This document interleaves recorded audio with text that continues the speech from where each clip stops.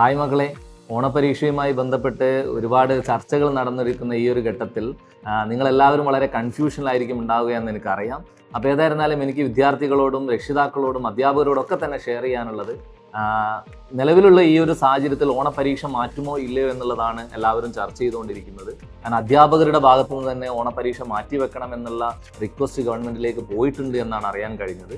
അപ്പം ഏതൊരു സാഹചര്യത്തിലാണ് ഓണപരീക്ഷ മാറ്റിവെക്കേണ്ടതെന്ന് നോക്കിക്കഴിഞ്ഞാൽ നമുക്കറിയാം, ഓണം കഴിഞ്ഞ വർഷത്തെ അപേക്ഷിച്ച് നേരത്തെയാണ് വരുന്നത്. വിദ്യാഭ്യാസ കലണ്ടർ പ്രകാരം ഈ ഓഗസ്റ്റ് 13-നാണ് നമ്മളുടെ ഓണപരീക്ഷ ആരംഭിക്കേണ്ടത്. പക്ഷേ ആ ഓഗസ്റ്റ് 13 ആകുമ്പോഴേക്കും നമ്മൾ എക്സ്പെക്ട് ചെയ്ത അല്ലെങ്കിൽ നമുക്ക് തീർക്കേണ്ട ടോപ്പിക്കുകൾ തീർക്കാൻ പറ്റാത്തൊരു സാഹചര്യം എല്ലാ അധ്യാപകരും ഓൾറെഡി ഷെയർ ചെയ്തിട്ടുണ്ട്. കാരണം അങ്ങനെ ആ പരീക്ഷ മാറ്റിവെക്കുന്നില്ലെങ്കിൽ അല്ലെങ്കിൽ നീട്ടിവെക്കുന്നില്ലെങ്കിൽ ഉണ്ടാവുന്ന ഒരു സാഹചര്യം എന്ന് വെച്ചാൽ ഈ ടോപ്പിക്കുകൾ വളരെ വേഗത്തിൽ ടീച്ചേഴ്സിന് പഠിപ്പിക്കേണ്ട ഒരു സാഹചര്യം ഉണ്ടാവും. അത് നമ്മുടെ കുഞ്ഞുങ്ങൾക്ക് മനസ്സിലാവാതെ പോകുന്ന ഒരു സാഹചര്യം ഉണ്ടാവും. അങ്ങനെ പരീക്ഷ എഴുതേണ്ട ഒരു ഘട്ടത്തിലേക്ക് നമ്മൾ പോകേണ്ടതുണ്ട്.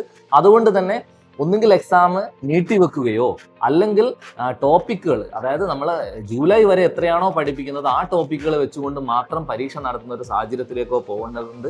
ഇത് ഗവൺമെന്റ് കൃത്യമായിട്ട് മനസ്സിലാക്കുമെന്നാണ് നമ്മൾ പ്രതീക്ഷിക്കുന്നത്. കുട്ടികളുടെ ആശങ്കകൾ പരിഹരിക്കണമെന്നാണ് നമുക്ക് വിദ്യാഭ്യാസ വകുപ്പിനോട് പറയാനുള്ളത്.